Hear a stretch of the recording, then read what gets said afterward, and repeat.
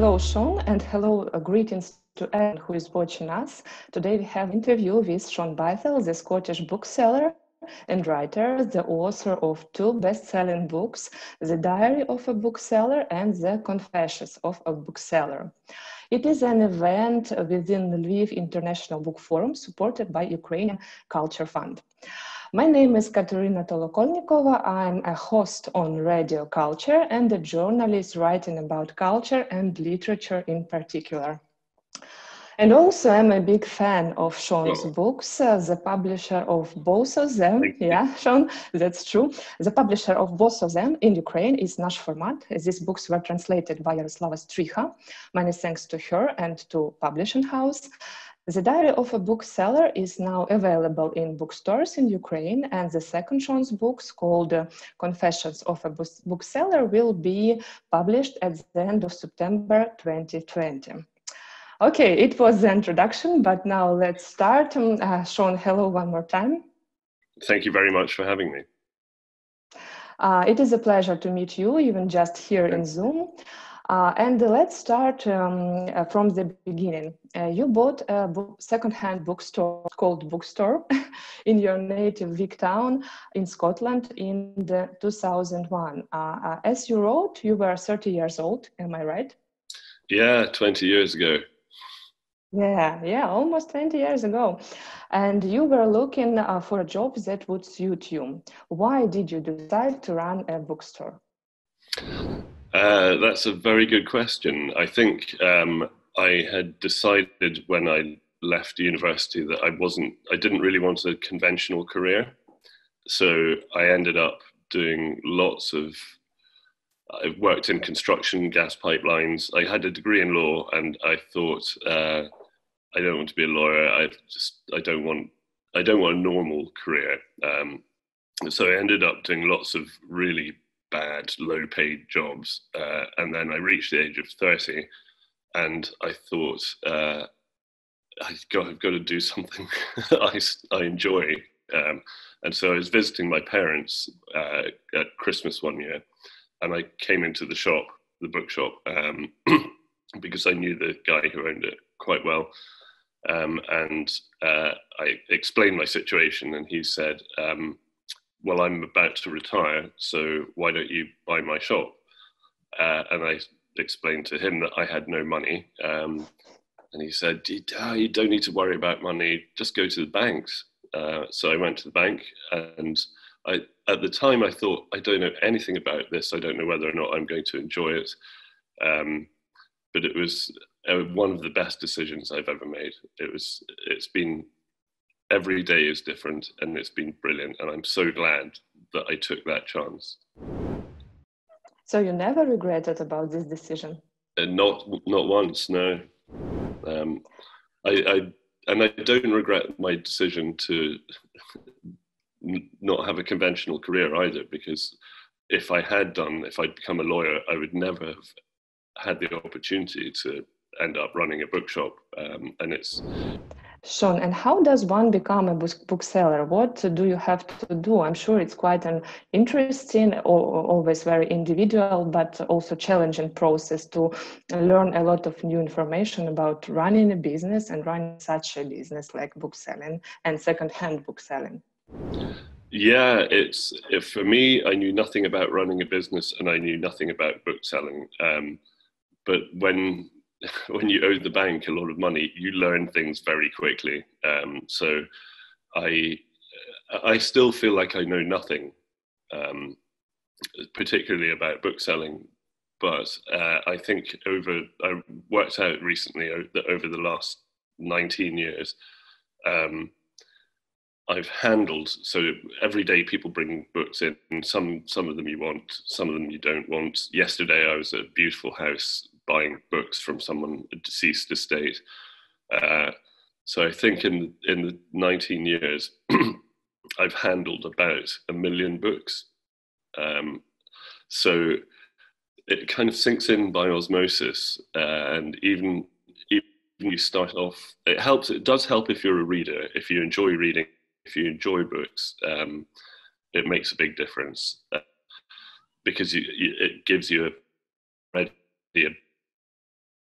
background knowledge, but it's a very different experience from being, I don't know, like a reviewer or whatever, because it's all about the value of the books rather than whether they're good or bad. So these things you learn, I mean, every day I learn something new. And the business side of it is not difficult to pick up. So the basic principle of most retail businesses is you buy something for less money than you sell it for. And that's it. It's not complicated.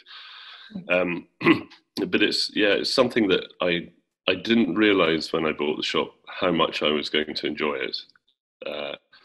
And it's been something that has surprised me how much I've enjoyed, and I continue to enjoy. And that's so great, and that's great that it was the start point to your writing career. But before about this, I would like also to ask you, have you always been passionate about old school, or no, or it was just like that time it was your choice? I never really, I've always been passionate about books, but I never really cared whether they were new or secondhand. I didn't have an interest in antiquarian books until I bought the shop, and now that's something that I'm fascinated by, because they're so different from modern books. But no, before reader, so I didn't care whether the book was new, secondhand, whatever. I was interested in what was inside it rather than the book as an object.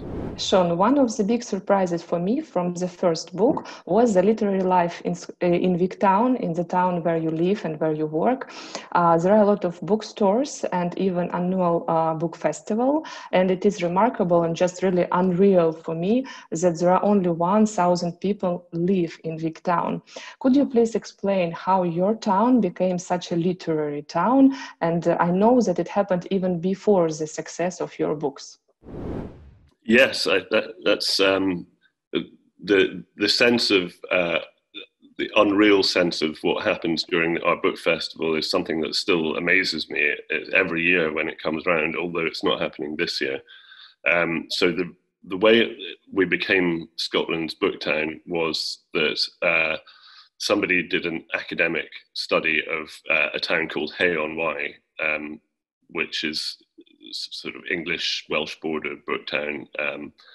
And it was like Wigtown, it was sort of in economic decline, and this guy, Richard Booth, decided to turn it into a book town and fill it with bookshops, and it worked. So the economy regenerated, and somebody read this academic paper and thought, well, we can apply this principle to Scotland.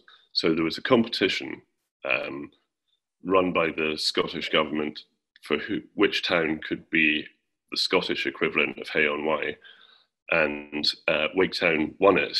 And you had to be, Wigtown was a really prosperous town at one stage. I mean, even in my childhood, there was so much going on, and then all the industry shut down, and its economy just lost out. So we became Scotland's book town, and because property was cheap, people thought, do you know what, I'm going to open a bookshop here. People moved here, locals changed their businesses into bookshops.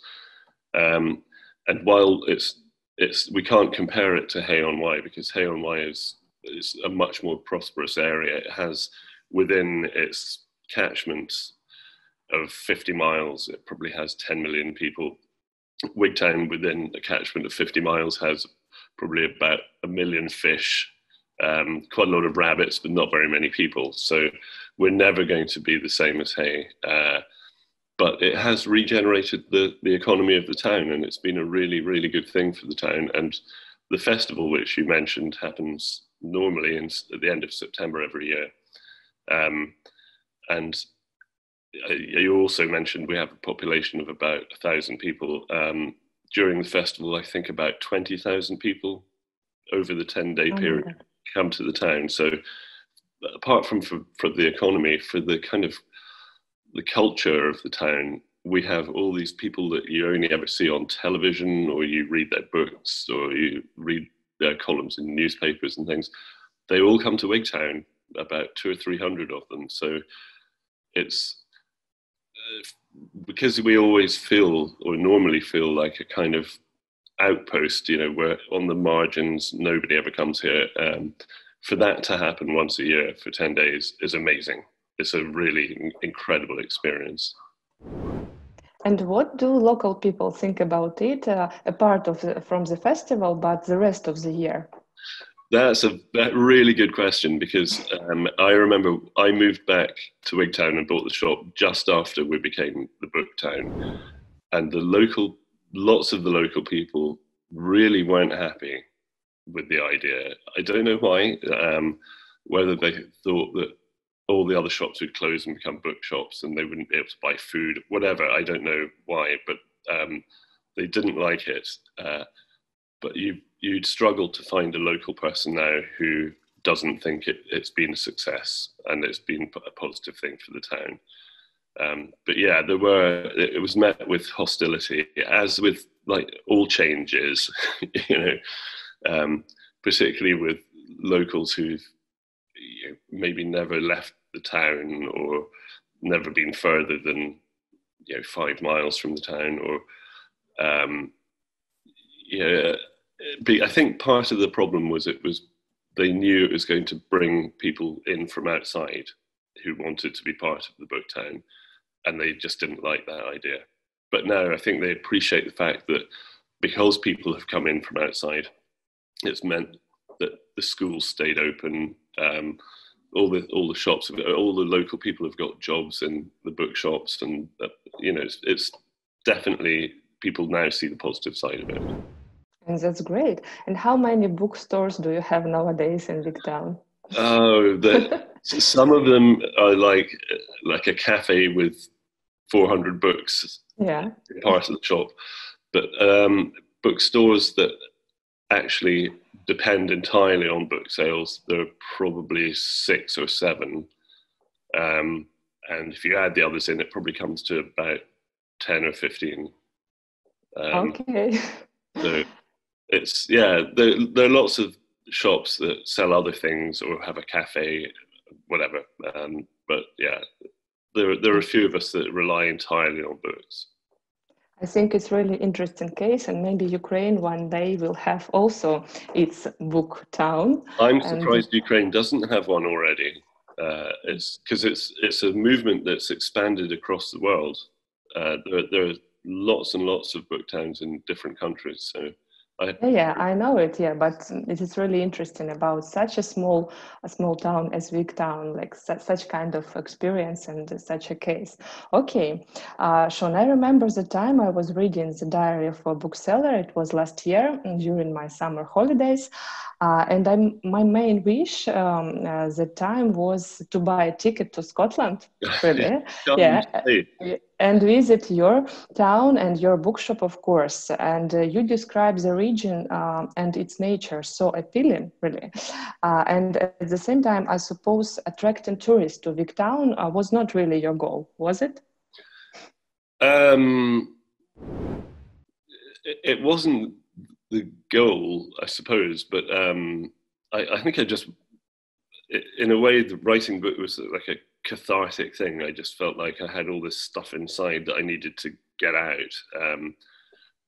But I think the fact that it has attracted lots of people to the area has been for me, a really probably the most important benefit from it, because it's just a kind of little corner of Scotland that nobody knows about.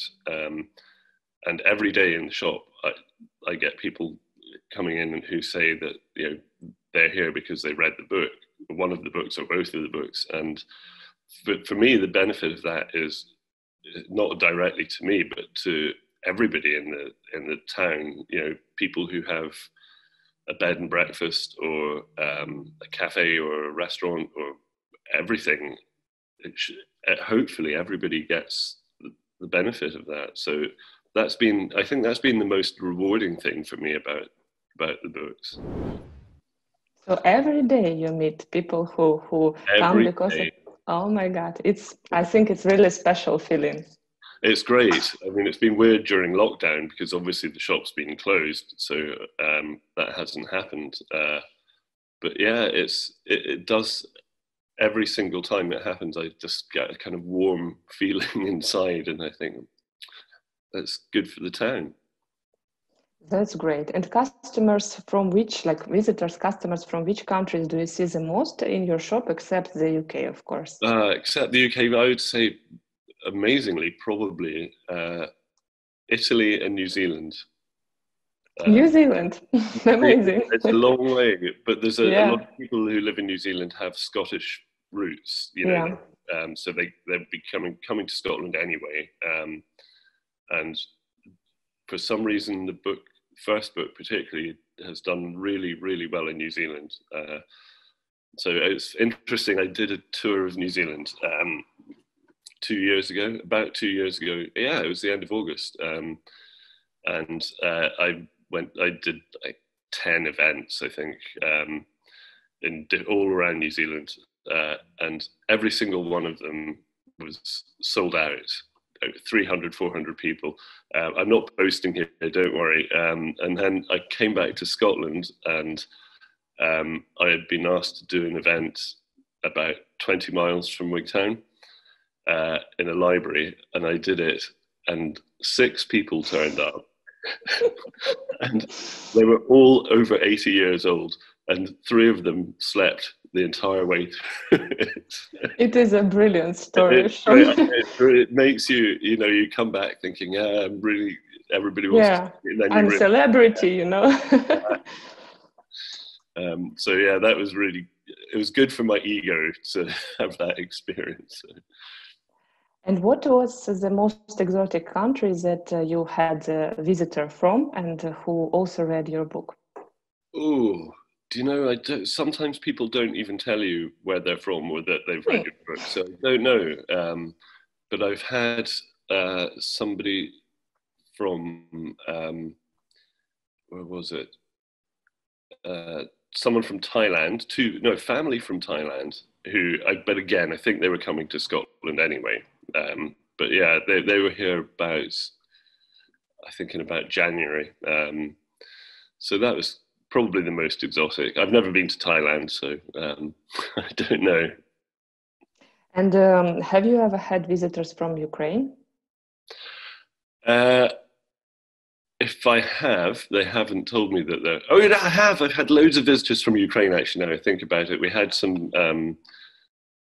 Did Nash not send people over? Oh, hang on, my internet connection is unstable, it says.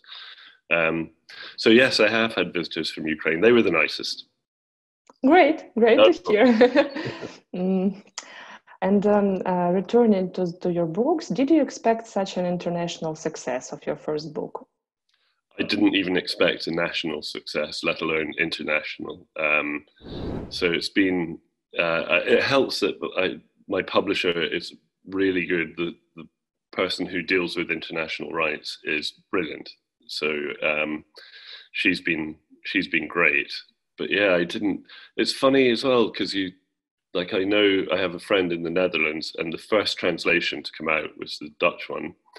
And she said it sold out really quickly, but the Dutch publisher didn't do a second edition, and so I don't know, but I don't know why. But yeah, it's for my publisher to tell me that it's the first book that they've ever published that's been translated into Icelandic. That's quite cool. So yeah, I now have a shelf in my office full of a copy of each of the translations. Again, my ego needs to calm down a bit whenever I see that. But yeah, I didn't expect it at all. And what is the secret of the popularity? What do you think? I think that it is this romantic feeling about running a bookshop. And what is your answer when you maybe ask yourselves, why is it so popular? That's a very good question. And I think I asked my Italian publisher, because I had to do a talk in Italy, and my Italian translator came over to the event, and we went out and had a meal. And I said to her, why are people interested in it? And she said, well, because in Italy, the idea of running a bookshop in a small town in rural Scotland sounds really romantic. And I said, well, for me, like having a restaurant in Tuscany sounds romantic. Yeah. So I think there are two elements to it. I think it's partly because it's like an insight into the way a business works and the way people behave. And also because I think everybody at the moment is kind of aware that bookshops are disappearing. The high street is changing, and there's definitely a kind of romanticism associated with bookshops. And if you're I remember when I was, just before I bought the shop, well, I had bought it, but I hadn't moved back. I was living in Bristol, and I had loads of friends there, and I said, I told them I was moving back to Scotland to run a bookshop, and every single one of them said, "Oh my God, I would love to do that." And I was like, really? Come and try it. But yes, for a lot of people, it's a dream. Yeah, and I think for almost every book lover. And there are a lot of book lovers in the world. Yeah, and that's great. Yeah. And how did this success change your professional and your personal life? Okay, so my personal life has changed dramatically. So when I had to do a talk near Turin in Italy about 2.5 years ago, I put a post on Facebook saying, "Does anybody want to come and work in the shop?"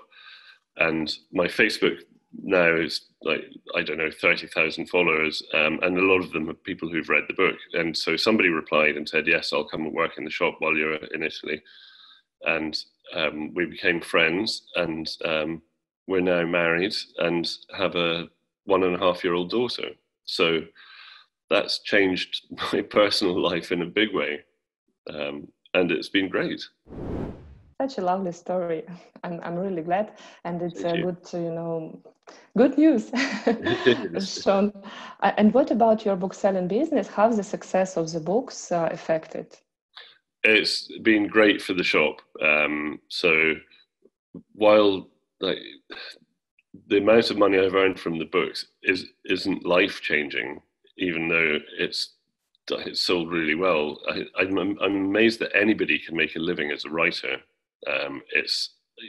I know people who are really good writers whose books, much better writers than I am, whose books just haven't sold as well as mine. And if I look at how much money I've earned over the past 2 years from my book, it's barely enough to live on. So I'm glad I've got the bookshop as well. But the sales, the fact that I've written the 2 books has meant that a lot more people come and visit the shop. So it's increased my turnover from the shop, which wasn't much anyway, but at least it's a bit better now.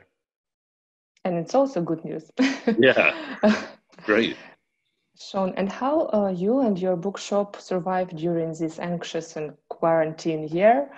I know that you, even during lockdown, you continue to write the diary, even without customers, yeah? Yeah, it was interesting writing a diary without customers because you don't have much to write about. I mean, most of what I write about is my customers.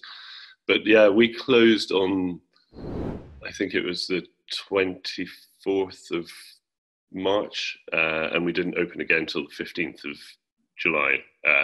So I had no customers. And last year, I decided to stop selling online because I've had enough of Amazon and big multinational corporations. I thought I'm just going to not lose money, but I'm not going to make as much money, but I won't have to deal with making the world's richest man even richer.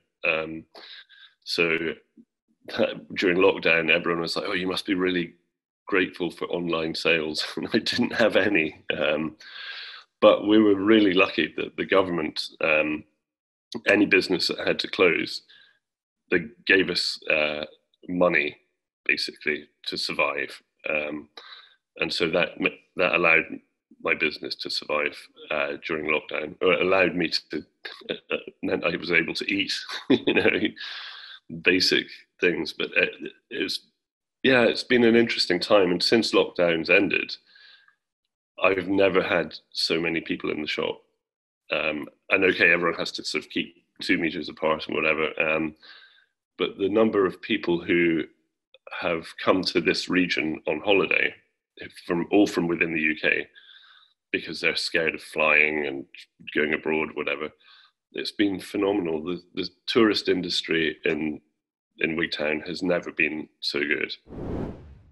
It's amazed me. Loads of people said that's what it was going to be. That was what would happen. And I thought, nah, everyone will just stay at home. But no, everybody's come here. Which is good and bad, because it means that we're at much higher risk of a spike in coronavirus. But it's been great for the economy. Yeah, of course, we have nowadays the same situation in Ukraine, because people want to have a holiday somewhere, even in Ukraine, but at the same time, there is such risk. Yeah, of course. Yeah.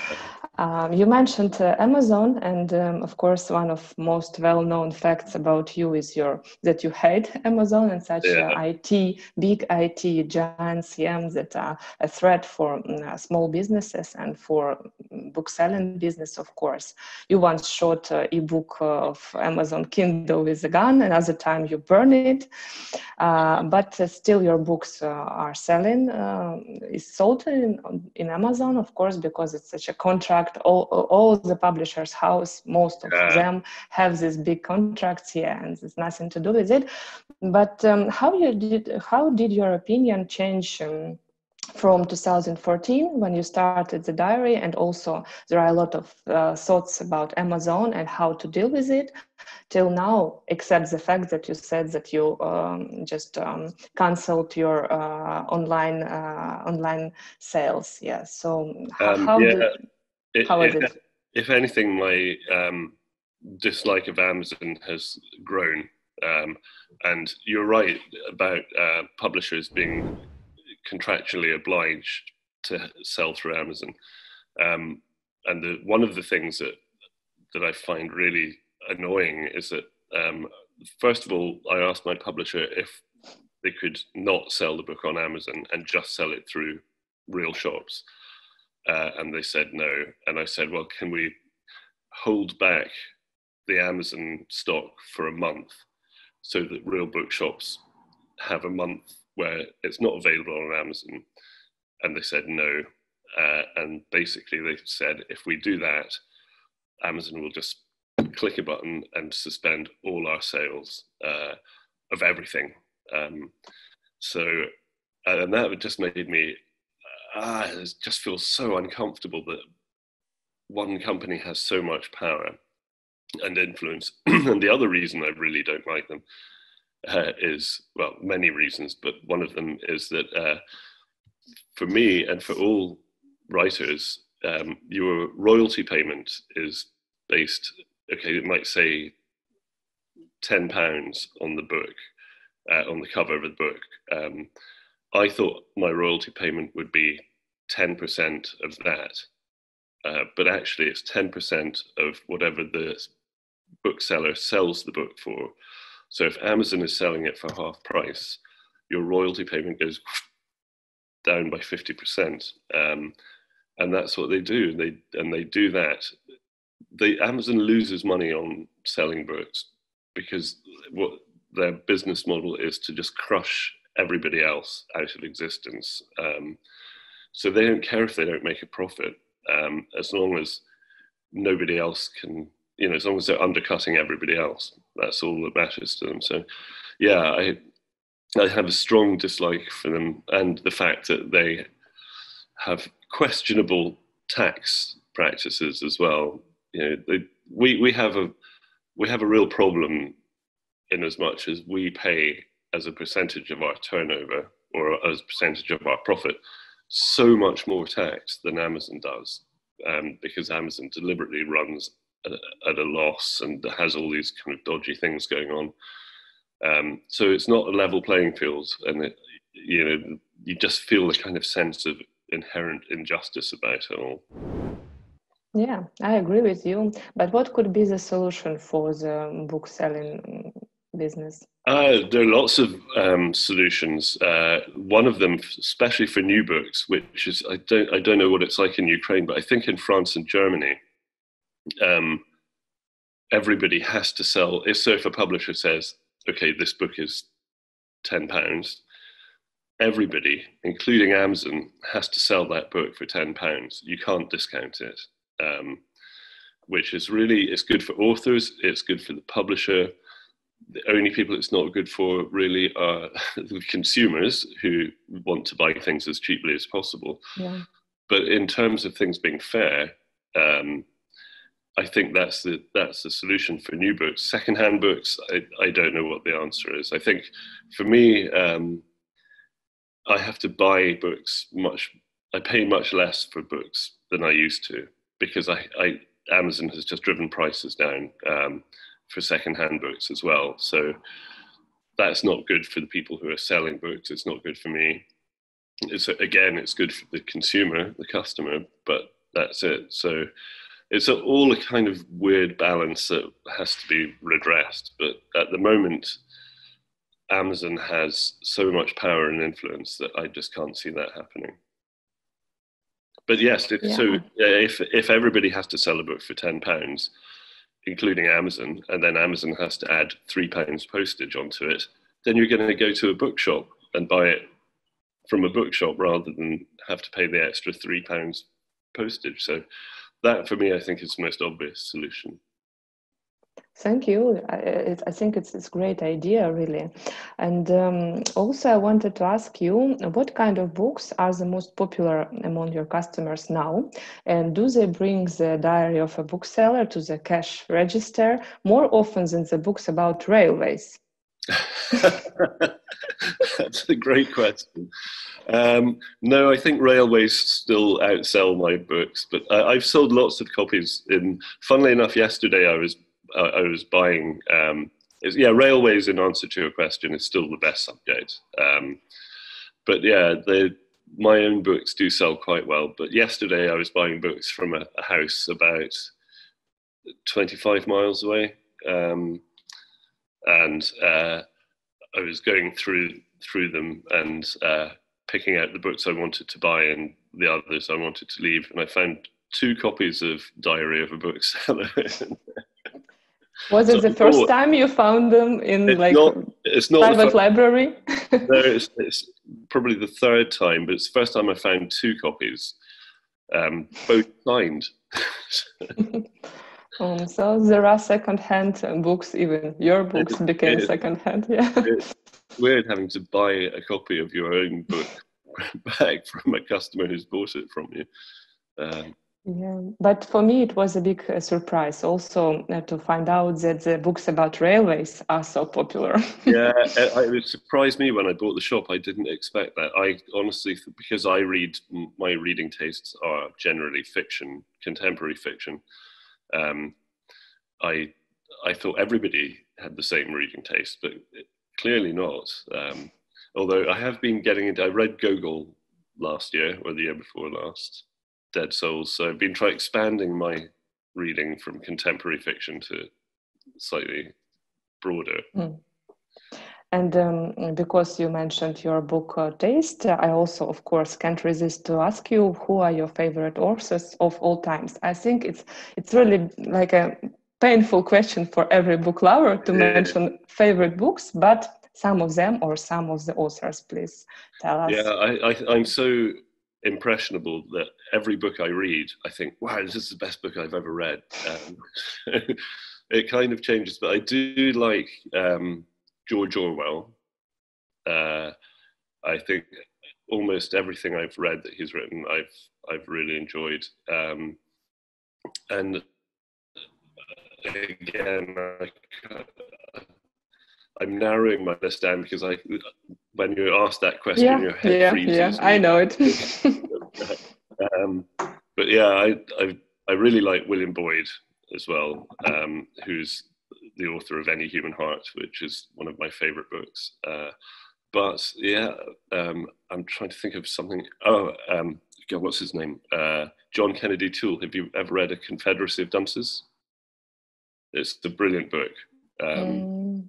It's set in New Orleans in the 1950s, I think. So they would probably be, and Flann O'Brien, who wrote The Third Policeman, he's a fantastic writer. So that's just a handful, but I could go on. Okay, we will remember this books that you mentioned. And speaking about your book, and the first your second book that will be published soon in Ukrainian, Confessions of a Bookseller, looks like a true follow-up of the first one. And readers, me personally, I had the feeling that they returned to your diary to the same page to the next page when they just left it. What was the writing process for you then? Did you just continue the same way, or maybe somehow changed? It's the same every day. I don't know if you've ever come across. There's an interview at the end, because they reprinted them all regularly. There's an interview with Sue Townsend at the end, and the interviewer asks her, "Why did you choose the diary process, or the diary format rather?" And she said, "Because it's easy. You write a day, then you write 7 days, and you've got a week. Then you write 5 weeks and you've got a month, and then 12 months and you've got a year." And it lends itself to, I almost feel like it's a lazy way of writing, but it's one that it suits me. But yeah, the second one, it's the same. You write something every day, and then you go back and you think, right, how am I going to structure it so that there's a kind of narrative running through it. So you kind of cheat a little bit, but not much. But my editor in Profile, my UK publisher, said, so I started writing the first one on the 5th of February, 2014, just because that's when I first decided to actually do it. And my editor at my publisher said, right, I think it's really important that instead of starting on the 5th of February, start on the 1st of January. And I was like, this is going to cause so many problems. And I argued with her about it, and I said, no, people don't care when it starts. It doesn't need to start on the 1st of January. But she insisted, so I had to move the end of the year to the start. And of course, that causes a ripple right the way through. So that was my biggest headache. And if she asked me to do it again, I would refuse, because it was really, really hard work making sure you didn't repeat stories or you got things in the right order. Other than that, it was the same process. And it's good fun, because when I'm writing each day, I write very sparingly. So I don't say very much. So you then have to go back and say, a man bought a book about railways. You have to say, fill it in a bit and say, an old man with a wig and a pair of red trousers. So you sort of embellish it a bit. But it's just because most of the time when I'm writing, I'm literally in the shop serving a customer and writing what they say down as they say it. So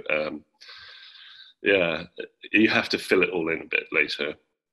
I think this is also why this magic of your writing is felt by reader too, because it's something alive. It's immediate, It's as it happens. I don't make stuff up because I have no imagination. I can color things in a bit, but I can't invent things.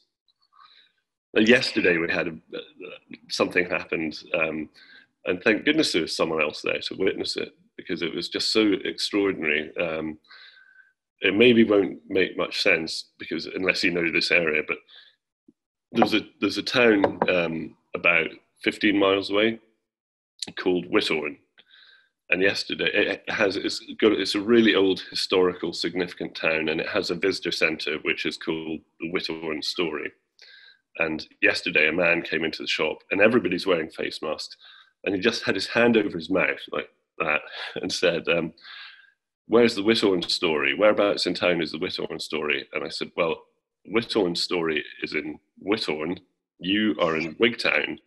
And he said, well, whereabouts in Vic Town is it? I'm like, it's not in Vic Town, it's in Whitthorn. And honestly, it went on for about 10 minutes, me trying to explain to him that, you know, it's like the Minsk story being in a different city, you know. But yeah, it was, so things like that happen every day. So I don't have to invent things. And it's amazing, you know, now we imagine Vic Town and its inhabitants and like the people who live there and who travel there, like really interesting people and sometimes freaks. Yeah, sometimes really annoying, but most of the time they're okay. But yeah, so, it's funny, yesterday I went to the supermarket and before lockdown, you maybe had two people, you had to queue outside, maybe 2 people, 5 minutes. And now it's half an hour at least because there's so many people in the town now.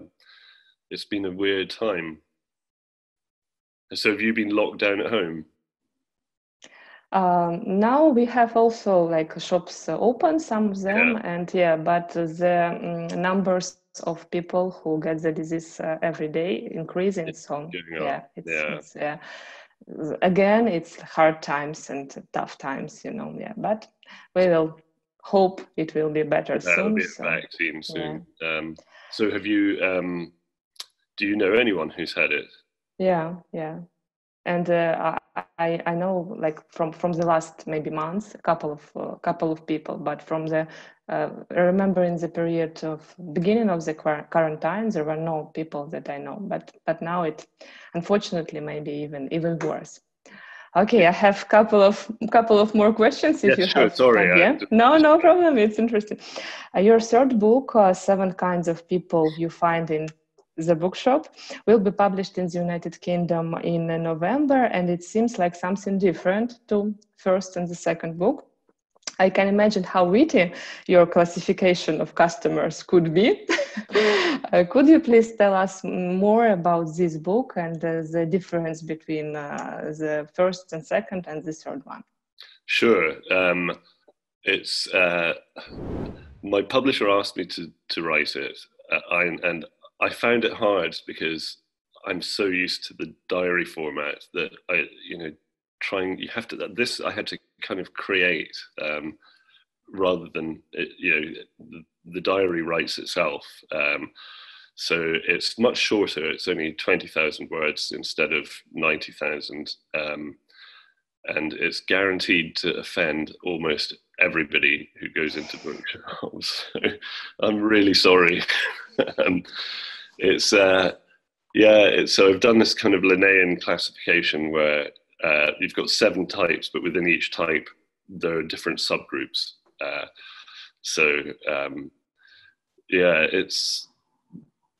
I'm really nervous about it, to be honest. I think people might not like it, but then I guess anybody who writes anything always thinks that. So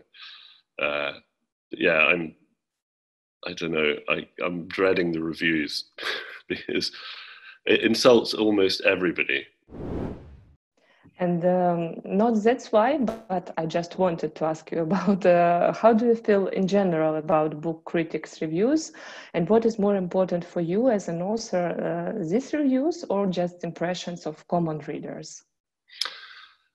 I've been really lucky that both of my books have been reviewed by critics very favorably. They've been really kind. Nobody has, as far as I know, really said anything too negative about it. But you look at Amazon reviews and things and you see a negative one, it really hurts. Even if the 75, 80% of them are positive, you kind of focus on the one that isn't. But I remember, so I tend not to look at them now, which is what other writers have advised me to do right from the start. But I do remember one of my friends, Robert Twigger, who's a writer, saying, there will always be a group of people, whatever you write, whether you think it's good or bad, there will always be a group of people who think it's good, a big group in the middle who think it's okay, and another group about the same size as the group who really likes it, who thinks it's terrible. So, and I always bear that in mind whenever I see a negative review, but I've now stopped looking at Goodreads and Amazon reviews and things, because I think it gives people an opportunity to be spiteful. And I think that's one of the biggest problems we have with the internet is online anonymity. That's why there's so much hate on Twitter and other forums, I think, is because people hide behind disguises. And it's the same with reviews. I think people are the same. You know, I think it's very easy when people leave negative reviews for them to become spiteful and personal. And they shouldn't be. They should be about the book and about the writing. If you don't like the writing, that's fine, you know, but don't take it out on me as an individual, because you don't know me. So I think that's the one thing I find difficult. But I do think I value the reviews of professional critics very highly. I value positive reviews of the public. I don't value the negative. Just to tell the truth, I gave your first book 5 stars on Goodreads. Out of 50. That's great. Thank you. And what about the first book? Do you have an idea, or maybe it's already in progress? I have, because I keep writing the diary every day, I have another 4 years already written in draft format. But it depends whether anybody wants to publish anymore. That's the next question, because I thought my UK publisher would want to do a third diary, but instead they wanted the 7 kinds of people you find in bookshops. So I don't know whether they'll want another diary or not. I hope so. If they don't, maybe I'll have to try and find another publisher, but or I can just self-publish, which is one of the categories of people in 7 types of people you find in bookshops. Interesting. I think the audience wants the third diary. So I hope so. I get lots of emails and letters saying that the people are hoping for a third one. So fingers crossed that there will be a market for it. Shaun, have you ever tried to write a fiction? You said you don't have imagination, but still, have you tried? I'd like to try, but I think it would just be terrible. You know, I'm just thinking of the books that I've read that I really love, and I just don't think I have the intelligence or the writing skills to do it. But if I was asked to try, I would try.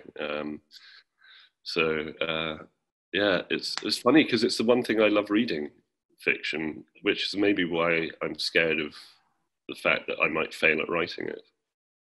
Mm-hmm. And I wanted also to ask you, who do you think is the best bookseller in popular culture? Because you mentioned some of them in your book, like Bernard Black from Black Books, or somebody else. Who's the best? It would have to be Bernard. Definitely. He's just so brilliant. But I'm trying to read my way through fiction and non-fiction books about bookselling, and there's some really interesting real and fictional characters out there, but it's hard to beat Bernard. I mean, he's just so it's so accurate. I don't understand how. So it was Graham Linehan and Dylan Moran that co-wrote it, and they just nailed it. They got it absolutely spot on. I mean, there are about 2 things I would say that they didn't get right. But in a series of 4 series of 7 episodes each series or whatever it was, they pretty much got it spot on. The other one I do like, which I've just written about, is I don't know if you've ever seen the film The Ninth Gate. So Johnny Depp plays the part of this antiquarian bookseller, and he's just creepy and nasty, and he's quite. I remember. I remembered. Quite an attractive character in terms of the way he talks about books, and it's a well written. I think it's Polanski directed it, but yeah, he's another quite fascinating fictional popular culture character. And speaking about film industry, one of big film companies bought the right for to make the TV series based on your book. And that's why I wanted to ask you, what's the latest update about it? And are you somehow involved in this process? I'm completely uninvolved. I wish I was involved, but that's the way these things work, is that, if you're the writer, you're sort of just pushed to one side. So a company called Annapurna, which is a Hollywood film company, has bought the option, but I don't think much has happened, particularly thanks to lockdown, because nobody knows when anybody's going to be making films and television again. So I know from speaking to other writers that lots of people have had their books optioned, but the film or the series never gets made. So I'm not that optimistic that it's going to happen, but I have a friend who's a filmmaker who wants to do a documentary series, I think for the BBC or for Netflix. And he's from Vic Town originally, and he's a really successful filmmaker. And we've shot one pilot episode. So he's editing that at the moment, and hopefully, so even if the Hollywood version isn't made, hopefully the documentary will be made. There'll be something. So again, fingers crossed. Maybe documentary format will be even better. Somehow. I think the documentary format would be much better, because it would be fresh, new material, and more interesting as well. I think no screenwriting, and so he came with me on a book deal when I was buying books from somebody, and with a cameraman, and they shot lots of stuff, and I think that's what the interesting thing is. That's why this guy Adrian wants to do this. Is it's not me that's interesting, it's the people I meet who are interesting. So going to someone's house, you find out why they're selling their books.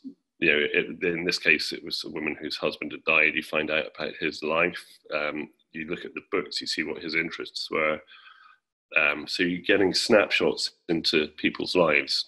And that, I think, as someone who's sort of made a few films myself, I think that's what would interest me. I'm These like, human stories. Yeah, and lots of interest, and you never know what you're going to get. So I think for Adrian, the filmmaker, I'm just the conduit into all these other lives, and they're the stories, not me. So and that suits me fine, because that's how I write. It's other people are the interesting bit, not me. I have two more questions. Sure. First one, just a little one, but traditional for me. What book are you reading right now? Oh God, this is really bad. I'm so embarrassed to admit this. It's a great book. It's really brilliant. It's The Goldfinch by Donna Tartt. It's really good, and it's a long book. It's about 900 pages. And before we went into lockdown, I was nearly finished it. I only had about 100 pages left. And I thought, this is brilliant. Lockdown, shops shut. I'm just going to be able to read right the way through lockdown. And I've only read 20 pages of it since the end of March. So I'm still reading it. I should have finished it. But yeah, it's a really good book. I really liked her The Secret Story. It's Secret great History. It's really book. great. So I appreciate the same author. Okay, so the last question is, could you please tell us what was the morning today in the bookshop maybe have you already know what to write in your diary about this morning? No, not much happened this morning, actually. There's been quite a few customers. So my first customer was at about 9:30. But it's normally you don't see anybody before 10 o'clock. So, but yeah, nothing. I've been mostly not in the shop, because I've got someone working in the shop today. So I've been doing jobs upstairs, like tidying up and emptying the dishwasher and things. So very boring. But yeah, it's very strange when you have customers and you can't see their faces because of the masks. It's been a weird experience. So yeah, you think somebody comes to the counter with a mask on and buys a book, and you think that they're probably about 20 years old, and then you see them outside with their mask off and they're about 60. Yeah, so nothing to report today, sorry. No problem, yeah, but worrying about this interview. But it will be really interesting to read about this quarantine period and this experience with the mask then in your next books. Thank you, Shaun. Thank you very much for your thank you. For our talk and for your time. It was a pleasure. But now it's time to finish. Thank you. It's been my pleasure. Thank you. Thank you and goodbye. And I remind our viewers that it was an event within Lviv International Book Forum supported by Ukrainian Culture Fund. Thank you. Bye. Thank you.